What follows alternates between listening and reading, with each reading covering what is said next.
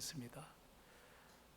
뭔가 의미 좀 불안정한 것 많지만 또 그 지휘하시는 분은 대학교 교수 하시는 선생님이 감당하고 참 왠지 곡의 깊이를 그 인생의 연륜을 그대로 담은 같은 곡이라도 그 노래라도 심오한 그 속에 은혜가 깃들어 있는 것들을 경험하게 됩니다.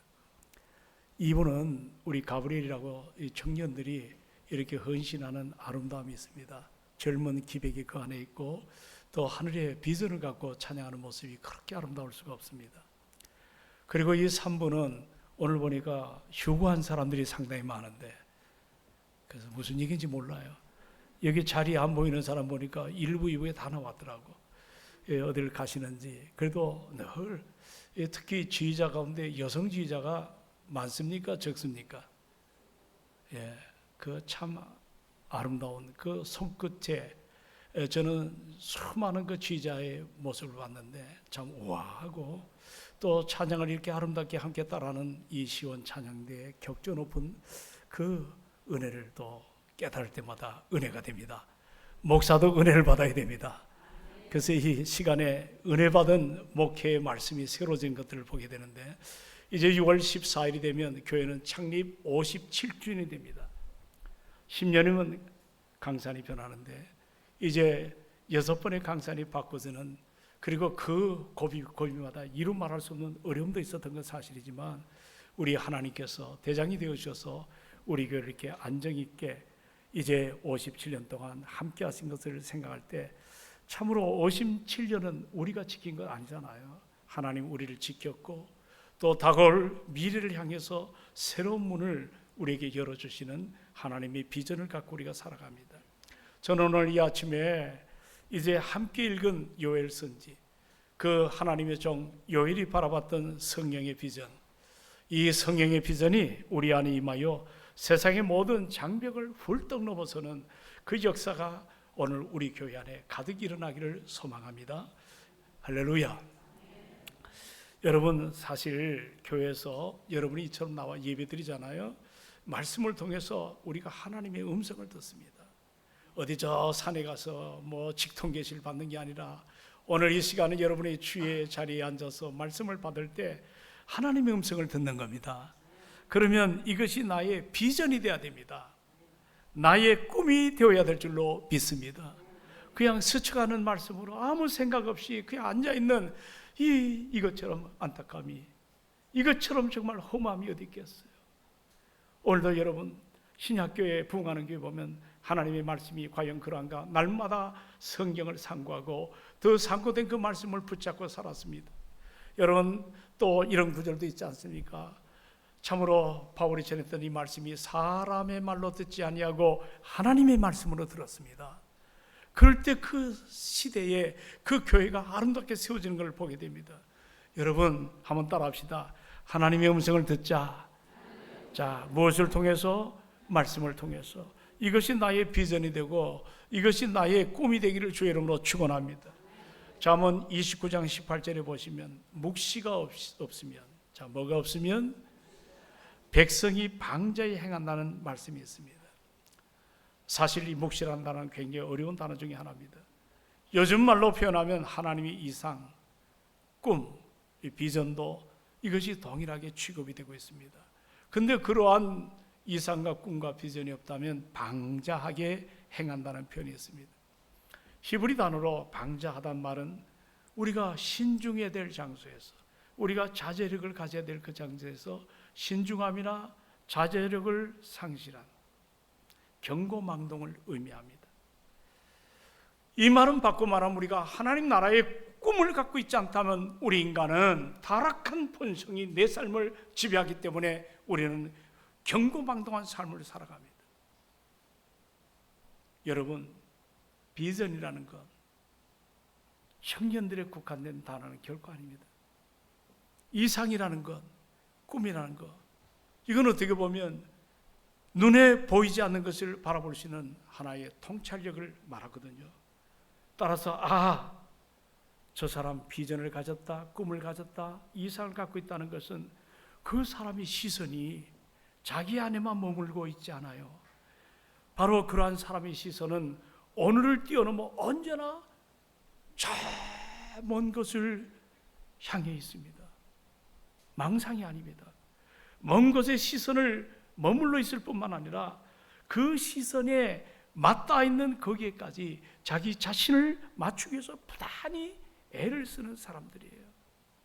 우리 그런 말 하잖아요. 자, 꿈을 먹고 산다는 거, 꿈을 위해서 뛰어다닌다는 거, 꿈을 달성하기 위해서 최선을 다한다는 것은 어떻게 보면 건강한 삶을 위해서, 우리의 희망찬 삶을 살아가기 위해 있어서 이것이 없어서는 안 될 아주 중요한 요소가 아닌가 생각합니다. 그리고 생각해 보십시오. 저 사람이 어떤 사람인가? 뭘로 결정하죠? 학력? 여러분의 어떤 여러 가지 당시 어떤 여러분의 하나의 볼륨 있는 어떤 삶의 영역? 아니에요. 내가 어떤 사람인가를 결정하는 것은 바로 꿈의 문제입니다. 여러분의 꿈이 크나요? 그 사람은 대인이에요. 꿈이 작습니까? 그 사람은 소인입니다. 꿈이 고상하면 그 사람도 고상하고, 꿈이 천박해지면 그 사람도 세상의 속물처럼 그런 타락과 여러 가지 잘못된 그런 세상에 녹아나는 천박한 삶을 살아갑니다. 여러분, 꿈이 선하면 우리의 삶이 매우 경건하고 아름다워집니다. 그러나 꿈이 약하면 그냥 될 대로 되라는 식으로 그렇게 살아가는 균형을 잃어버리게 됩니다. 저는 이 아침 여러분에게 묻습니다. 여러분, 어떤 꿈을 갖고 사시나요? 여러분은 그 꿈을 위해서 어떤 값을 치르고 있나요? 꿈은 크든 작든 다 값을 치르게 되어 있어요. 여러분, 슈퍼마켓 가보세요. 거기에 상품들이 얼마나 많이 진열되어 있습니까? 그러나 그 상품 밑에는 반드시 뭐가 붙어 있죠? 프라이스, 가격이 붙어 있습니다. 그냥 진열된 물건에 가격이 없는 거 없습니다. 사랑하는 여러분, 오늘 다시 한번 생각해 보십시오. 여러분 꿈에는 희생이 있어요. 가격이 매겨져 있어요. 그러므로 여러분이 이 시간에 다시 말하면 가격을 치르는 그 꿈의 어떤 하나의 결과를 통해서 열매가 맺어가야 되지 않나요? 오늘날 우리가 겉으로 때는 현대가 과거에 제가 어린 시절에 상상도 못했던 엄청난 변혁이 일어나고 있지 않습니까? 손가락 하나로 세계 정보를 다 갖고 있습니다. 인간이 상상하던 많은 것들이 현실로 계속해서 기술이 업그레이드 됨으로 인해서 우리가 마음껏 모든 걸 누리는 화려한 세상에 여러분과 제가 지금 살아갑니다. 하지만 여러분, 이 화려함이라는 이면, 다른 면을 좀 깊숙이 들여다보십시오. 역설적이게도 오늘 수많은 인생들이 보이지 않는 거대한 장벽 속에 갇혀서 고통을 당하더라고. 자, 가정 평안하세요? 대박 없는 가정이 수두룩하게 많습니다. 대박 없어요. 세대 간의 장벽이 사회가 아니고 가정에서도 이게 얼마나 깊어지는지 이루 말할 수가 없습니다. 계층과 신분의 장벽이 많지요. 요즘 성별의 장벽 때문에 굉장히 힘들어하는 시대에 우리가 살아갑니다. 그러다 보니까 이 장벽이 툭툭툭툭툭 허물어지면 참 좋은데, 이것이 철옹성처럼 콘크리트처럼 단단히 성벽으로 포장되고 쌓아지기 때문에 이걸 넘지 못하기 때문에 갈등이 일어나는 거예요. 분노가 일어나는 거예요. 이것 때문에 여러 가지로 아픔들이 이 시대가 불신하고 혐오가 가득한 거예요. 겉으로 볼 때는 참 풍요롭다 하지만 속은 메말라가는 이런 영적 기갈이 가득한 시대에 우리가 살아갑니다. 오늘 이 본문을 우리가 함께 됐지만 요엘서, 여러분이 아마 많이 다루지 않는 말씀 중에 하나예요.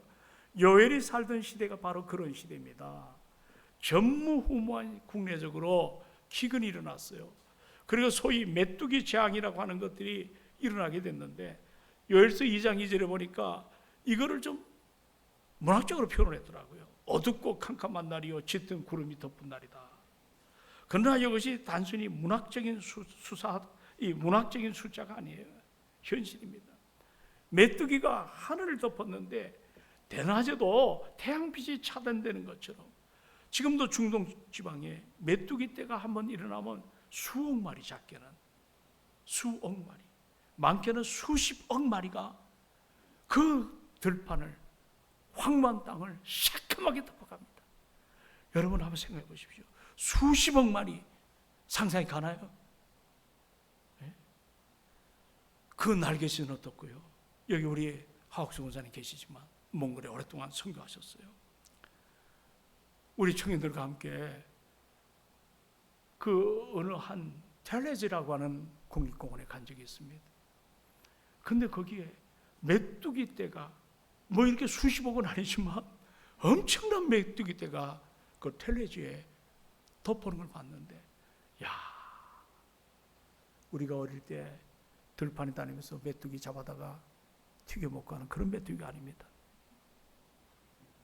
이놈이 날개짓을 하는데 그 날개짓 소리가 마치 군대의 병거 소리나, 그리고 우리가 몽골에서 내려올 때 그 나무가 귀한데 산에 산불이 났어요.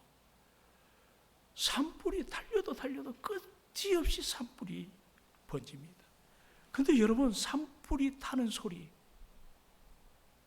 무섭더라고요. 그런 사르는 소리가 요엘서에 나옵니다. 2장 5절에 온 땅을 지금 진동시킵니다. 당시 요엘 선지자가 직면했던 메뚜기 재앙은 우리가 요즘 말하는 그해 농사 좀 망쳤다, 그런 차원이 아닙니다. 하늘이 시커멓게 변했어. 먹을 곡식이, 더 나아가 하나님께 예배로 드릴 제물마저 남지 않는 국가 전체가 그냥 숨을 톡 멈춰버리는, 그야말로 절망의 장벽이었어요. 그뿐만 아닙니다. 당시에 바벨론, 아수르 강국이죠. 이 언약의 백성인 이스라엘을 무너뜨리려고 하는 그런 외세에 대한 불안이 가중되었습니다. 그러니 이런 환경 앞에 백성들이 자유할까요? 불안하겠죠. 앞이 보일까요? 보이지 않겠죠. 캄캄한 한복판에 있을 때 우리 하나님께서 어느 날 요엘이라는 선지를 통해서 선포합니다. 우주적인 대선언을 하십니다. 그 후에 내가 나의 영을 만민에게 부어주겠다. 한번 따라합시다. 내가 내 영을 누구에게? 만민에게 부어주겠다. 이 말씀은 단순한 위로가 아니에요. 인간이 쌓아 놓은 그 절망의 장벽, 소외의 장벽을 우리 하나님께서 단순히 부서뜨리고 깨뜨려서 장벽을 무너뜨리겠다는 선전포고입니다. 오늘 이 약속은 훗날에 여러분 잘 아는 대로 사도행전 2장에 이 예언의 말씀이 성취된 놀라운 비전을 우리 이미 알고 살아가고 있지 않습니까? 자, 우리 한번 28절을 다 보십시오.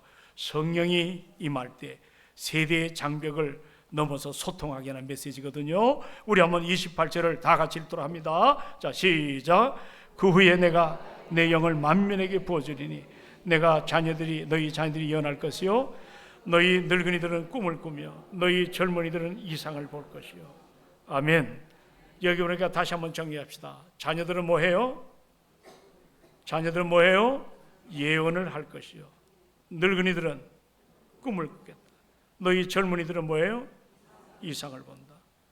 이것은 요즘 말로 말하면 세대 문제 아닙니까? 늙은 사람부터 자녀까지 다양한 세대.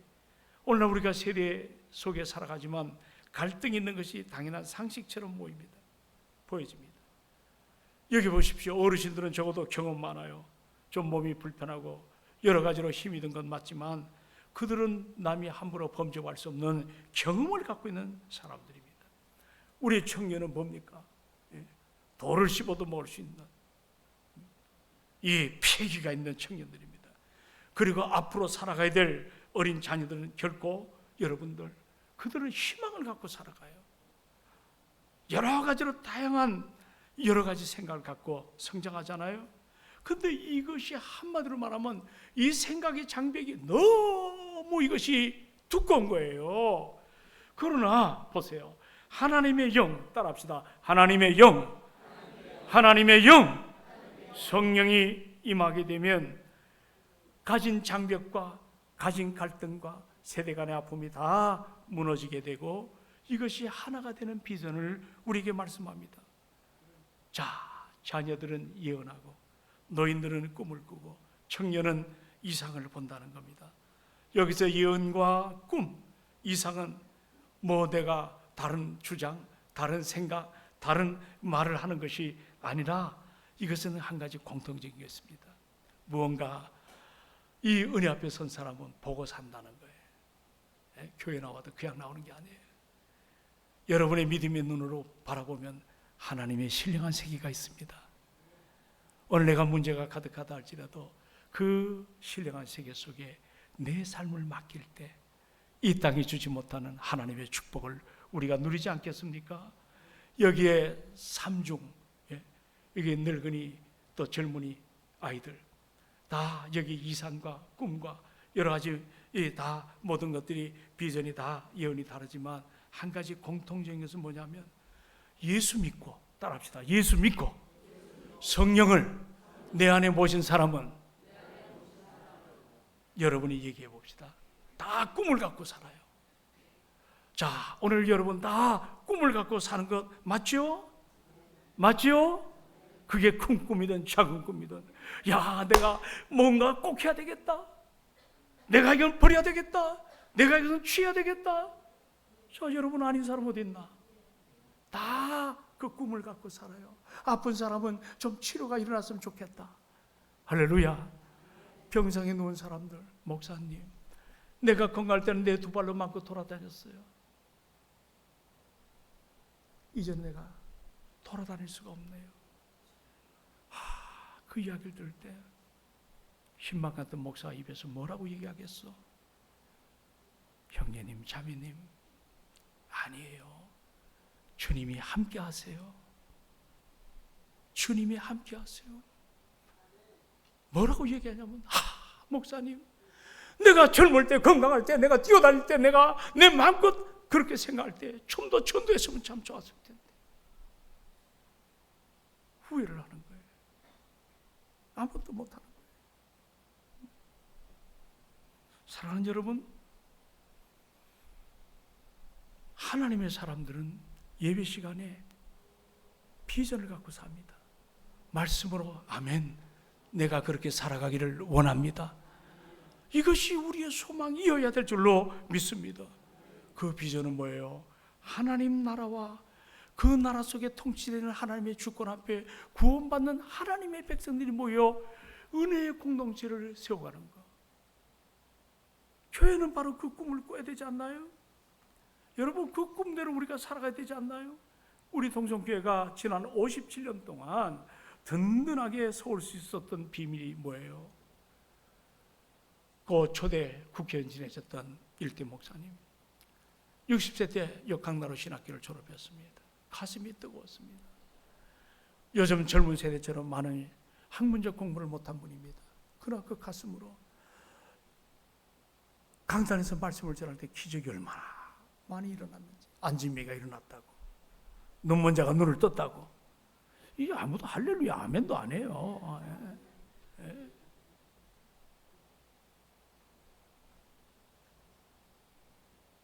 이대 목사님은 너무 그러다 보니까 교인들이 공중에 붕 뜬 것 같아서 제자 훈련을 했어요.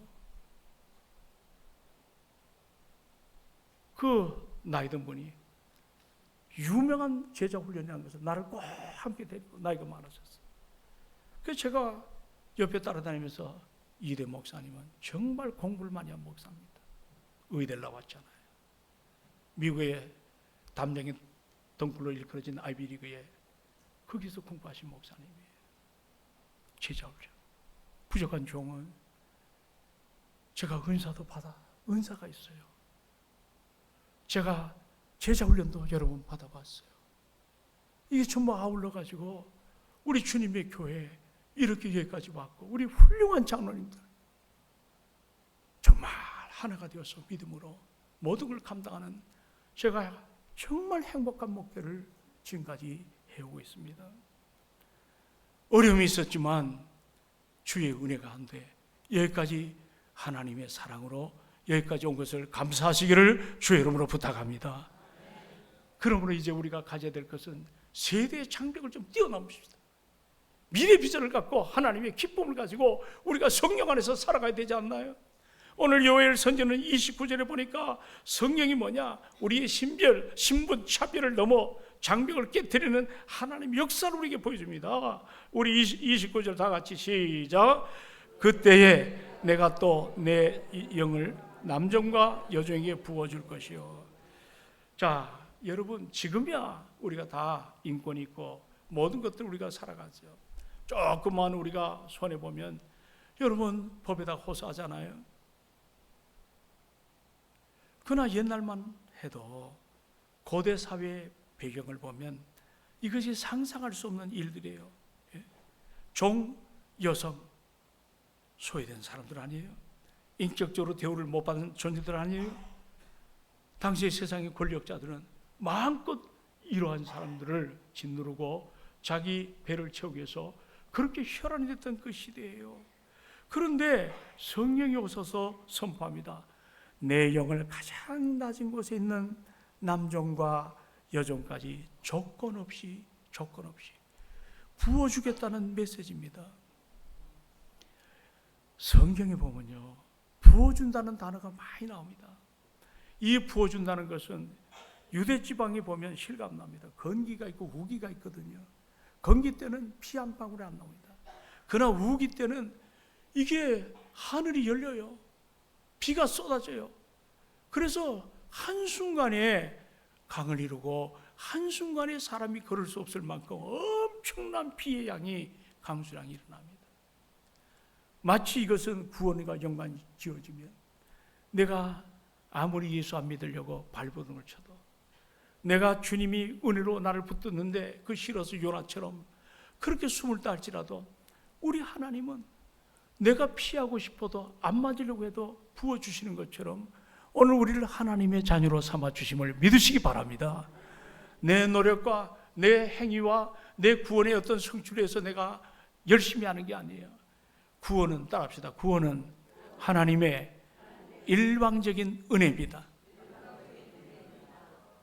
부어주시는 주님이 계시기 때문에 내가 거절할 수 없는 하나님의 은혜와 능력을 우리 하나님이 부어주시기 때문에 오늘 종과 여러분들 노비들 희망이 없는데 부어주시는 하나님의 은혜로 성령을 통하여 모든 것들이 회복이 되는 거예요.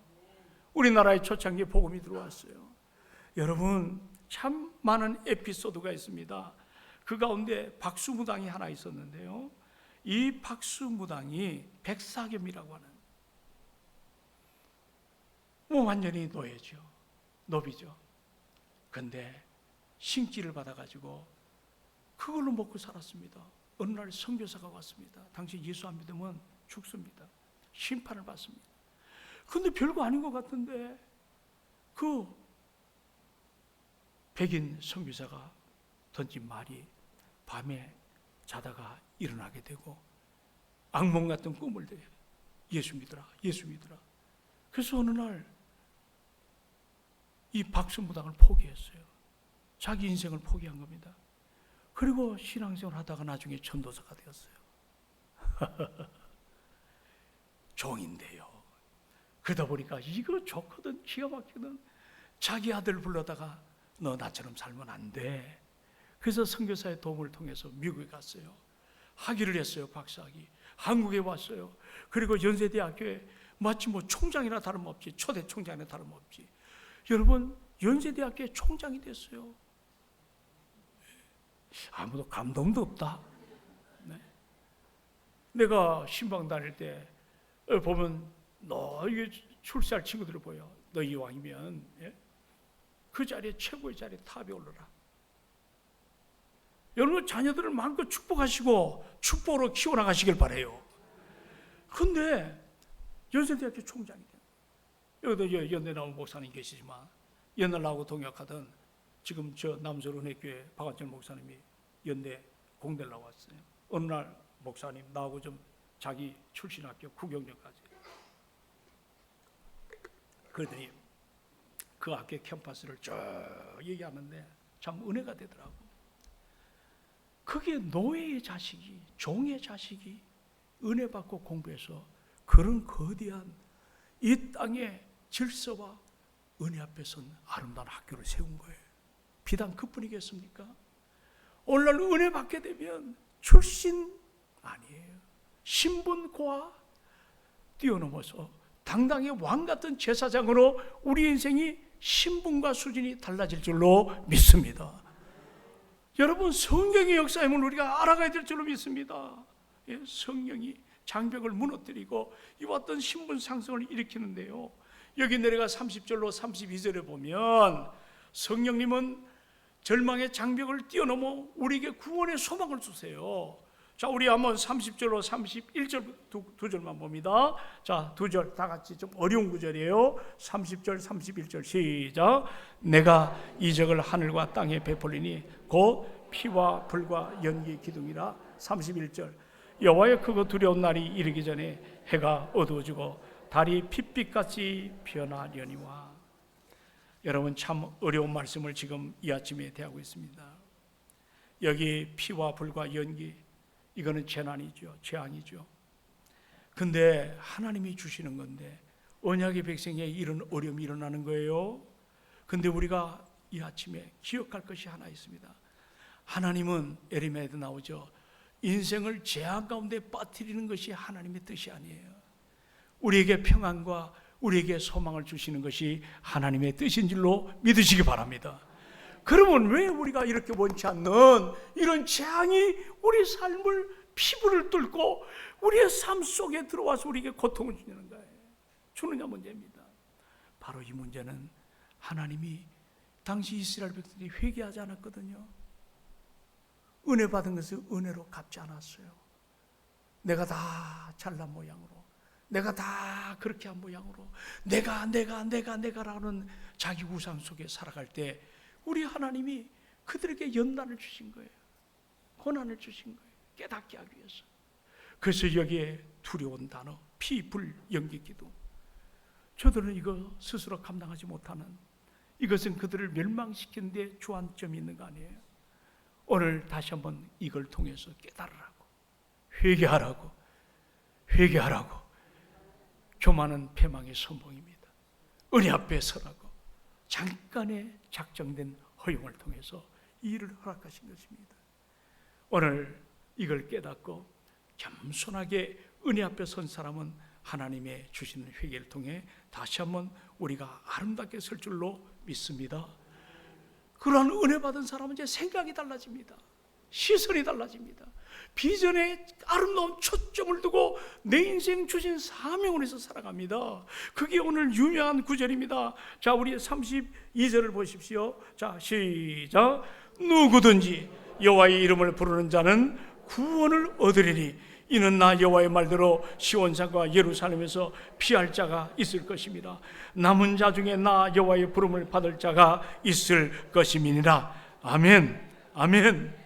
강력한 성령의 역사를 통해서 여러분, 누구든지 주 예수를 믿기만 하면 구원을 얻는다. 이것이 지금 말일에 부어질 성령을 받은 우리들의 자세입니다. 동성교회가 감당해야 될 사명입니다. 여러분, 57년 동안 참 많은 하나님의 사람이 우리 교회를 거쳐갔어요. 천국 간 사람들도 부지기수, 오늘 또 결혼해서 멀리 이사 간 사람도 많지만 오늘 여기 남아있는 여러분들, 우리가 위대해서 남아있는 게 아니에요. 여기에 예배드린 여러분, 우리가 뭐 세상에 어떤 독보적인 존재가 되기 때문에 여기에 하나님이 머물게 하신 게 아니에요. 내가 나이가 많든 내가 젊든 아이든 그런 모든 세대 간의 모든 걸 뛰어넘어서 오늘 임하신 성령을 통해 우리가 알아야 될 것은 주님의 마음이에요. 어떤 마음이죠? 한 생명도 놓치기를 원치 않는 전도의 마음. 자, 57주년 때 뭐 할 거예요? 뭐 헌금 좀 한다고 대단한가요? 천만에요. 왜 우리가 전도를 멈춰버렸나요? 왜 영혼권에 대한 열망이 사라져버렸나요? 이건 우리 심각한 문제예요. 영혼의 병이 들어서 그래요. 오늘 세상에 안 된다니까 안 된 줄 알아요. 해보지도 않아요. 하나님의 능력을 받고 때를 얻든지 못하든지 너희가 만난 그리스도 예수를 전하는 것이 우리가 이 땅에 57주년 된 교회가 해야 될 일임을 믿으시기를 주의 이름으로 부탁을 드립니다. 여러분 보십시오. 초대교회가 왜 무너졌습니까? 그들은 조금 뭐가 일어서니까 안주하기를 원했어요. 그럴 때 흩어져 버렸잖아요. 그리고 그들이 흩어진 곳에서 복음을 전했잖아요. 제가 튀르키예 지진이 일어났을 때 안디옥교회를 가봤어요. 바울이 목회하던 완전히 그 도시 전체가 강도 7이 넘는 지진 앞에 무너져 버렸어요. 그 현장을 보면서 묵상을 했습니다. 오늘 여러분, 우리 동성교회가 주님 오시는 그날까지 존재해야 될 줄로 믿습니다. 정신을 바로 차려야 됩니다. 은혜 앞에 채워서 좋은 사람이 오고 하나님의 영광 안에서 우리가 아름답게 쓰임받는 이런 아름다움이 일어나기를 주의 이름으로 축원합니다.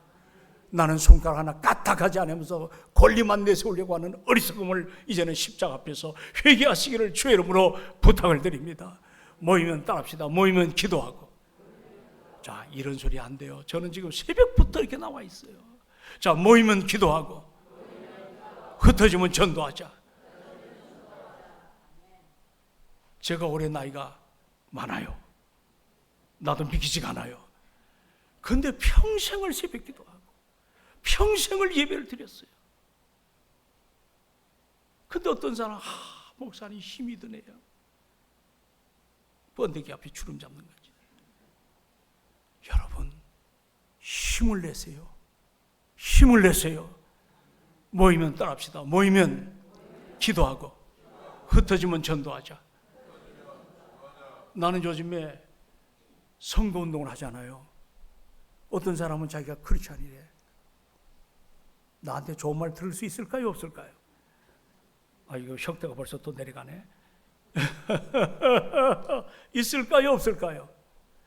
당신 예배 안 드리고 뭐 하려고 여기 나와서 선거운동 하냐고 벼락을 내려버립니다. 예? 그 알바 뭐 한 10만 원, 20만 원 준다 그래요. 근데 내가 또 가만 생각하니까 우리 교인들 안 나오는 사람은 설마 그런 사람 없겠지. 예? 주일날은 생명 걸고 예배 드리시길 원합니다. 아무리 세상이 좋아 보여도 예배의 성공자가, 우리 김신 장로님은 항상 그 고백해요. 예배의 성공자가 인생의 성공자입니다. 아멘 하는 사람은 뭐 기분 나빠? 예? 따라합시다. 예배의 성공자는 인생의 성공자다. 할렐루야. 이런 열망을 갖고 오늘 이와 같은 하나님의 은혜 앞에 망해가는 그 백성에게 비전을 주는 성령의 비전. 이제 정리합니다. 우리 교회가 은혜의 통로가 되시기를 원합니다. 자, 첫째, 성령의 역사는 세대의 장벽을 허물게 됩니다. 온 세대를 하나로 묶습니다. 성령님의 역사는 세상의 차별과 신분의 장벽을 버리고 종이나 어떤 노비나 어떤 인생도 예수로 신분 상승이 될 줄로 믿습니다. 그리고 성령의 역사는 종말의 두려움을 넘어서게 하소서 영원한 예수 그리스도의 구원을 선포하는 하나님의 자녀가 될 줄로 확신합니다. 오늘도 예배 마치고 어떻게 하시렵니까? 우리 교회 같이 좋은 교회가 됐습니까? 국수도 다 주고 먹으면 힘으로도 나가야 되는데 우리 전도합시다. 전도합시다. 옆에 분들, 그게 57전의 극상품이에요. 옆에 분들 손 한번 잡고, 자, 나보지 말고 옆에 분들 손 잡고 우리 전도합시다 하고 좀.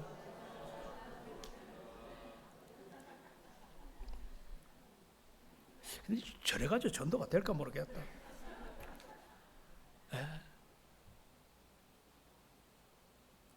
제가 처음 동성교회 왔을 때 10년 이상 여기 우리 강동원 권사님 네 분이 길가 나가서 전도지 돌렸잖아. 그죠? 저도 여기 미친 듯이 소리를 하도 내 목이 커요. 고래고래 소리 지르다가 야단도 맞고 소금도 맞아보고. 전도합시다. 따라합시다. 전도합시다. 전도합시다. 다 오늘 까잡셔도 돼. 오늘 요엘서의 취지는 우리에게 은혜를 주신 것은, 성령을 보내주신 것은 영혼군에 대한 열망임을 믿으시기 바랍니다. 오순절 마가의 다락방에 베드로를 보십시오. 그는 성령 받기 전에 계집아에게 바들바들 떨고 나 저 사람 몰라. 나중에 저주까지 하던 그가 다락방에서 성령 체험합니다. 그는 뛰쳐나갑니다. 주 예수를 믿으라. 그리하면 너와 내 집이 구원을 받겠다. 와, 하루에 3,000명, 하루에 5,000명이 회개하고 돌아옵니다. 아멘 합시다. 나도 그렇게 될 줄로 믿습니다. 아이 목사님, 달랠 걸 달래셔야죠. 아니에요. 지금도 그런 역사가 있습니다. 우리가 그 은혜 앞에 서서 57년에 하나님 앞에 뭘 드릴까? 뭘 드릴까? 뭘 드릴까? 이런 고민하며 여러분과 제가 전도의 진력을 다하는 아름다움이 일어나기를 주의 이름으로 축원합니다. 감사합니다. 주님, 하나님의 은혜 앞에 오늘 장벽을 넘어 세대 간의 모든 것들을 하나로 묶고 하나님 나라의 비전을 위해서 영혼권에 대한 열망을 함께 요일서를 통해 살펴봤습니다. 우리는 예배를 드릴 때 말씀을 통하여 하나님의 음성을 듣고 있습니다. 이것이 나의 비전이 되기를 원합니다. 나의 꿈이 되기를 원합니다. 듣고 흩어지지 않게 하시고 이것을 내 것으로 삼는 자리가 되기를 원합니다. 아버지, 우리 동성교회를 축복하시고 마지막 시대의 마지막 주자로 주의 복음을 위해서 참으로 우리가 뜨겁게 살아가도록 역사하여 주옵소서. 예수님